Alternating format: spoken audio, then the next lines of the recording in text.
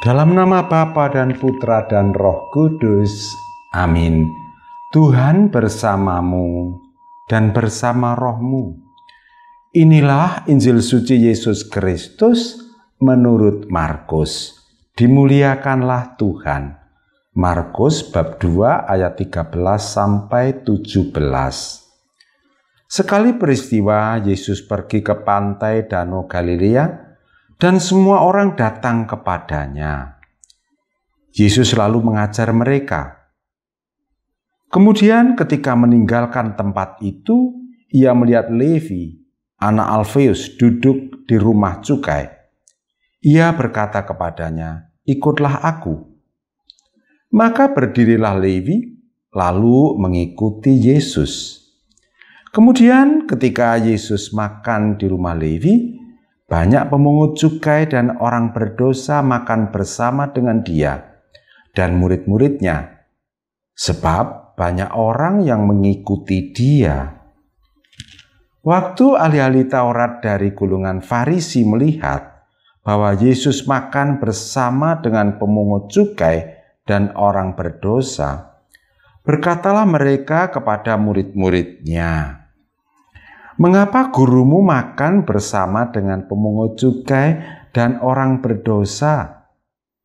Yesus mendengar pertanyaan itu dan berkata kepada mereka, "Bukan orang sehat yang memerlukan tabib, tetapi orang sakit. Aku datang bukan untuk memanggil orang benar, melainkan orang berdosa." Demikianlah Injil Tuhan. Terpujilah Kristus. Saudari-saudara yang dikasihi Tuhan dan yang saya gemateni, renungan harian saya tanggal 16 Januari 2020 ini berjudul "Teman sejati adalah teman dalam duka". Bacaan diambil dari Markus 2 ayat 13 sampai 17. Saudara-saudara, saya ingin mengingatkan Anda akan adanya pepatah dalam bahasa Inggris yang berbunyi demikian. A friend indeed is a friend in need. Teman sejati adalah teman di dalam duka.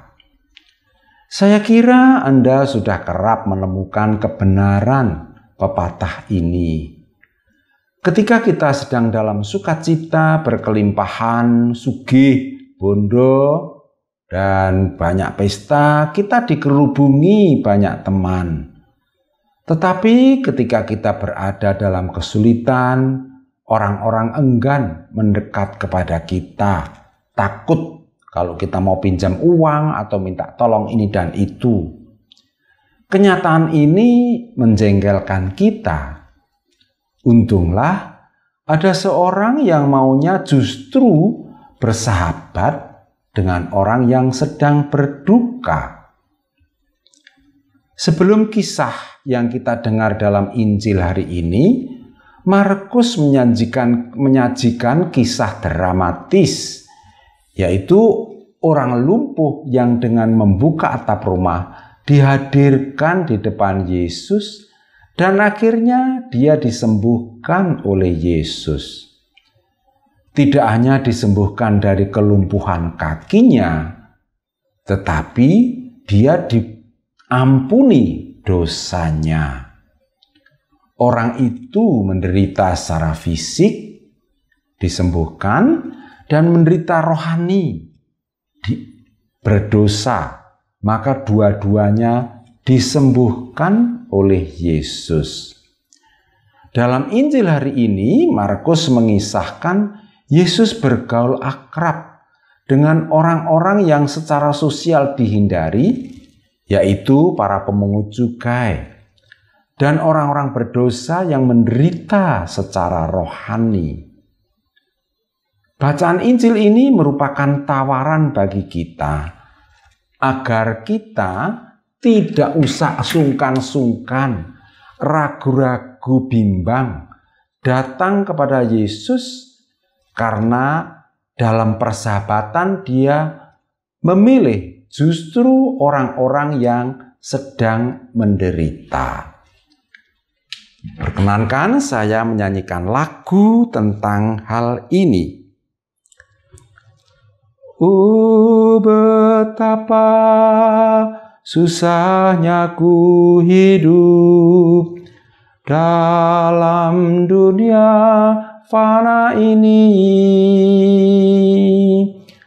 Hidup dengan damai belum ku kenal, hanya alam kesusahan. Ku cari tempat lindungan untuk jiwaku yang sudah lelah. Kemana ku harus pergi? Yesus sahabat sejati, tulus, ikhlas dan benar, yang datang berduka hati, dihibur dengan sabar. Di antara manusia, ya tak ada bandingnya. Di seluruh alam raya, bagai Tuhanku mulia. Yang kita butuhkan adalah keyakinan iman bahwa Yesus adalah sahabat sejati dalam duka. Amin. Kemuliaan kepada Bapa dan Putra dan Roh Kudus, seperti pada permulaan, sekarang, selalu, dan sepanjang segala abad. Santa Maria Fatima, doakanlah kami. Dan semoga kita selalu mengalami berkat Allah yang Maha Kuasa, Bapa dan Putra dan Roh Kudus. Amin.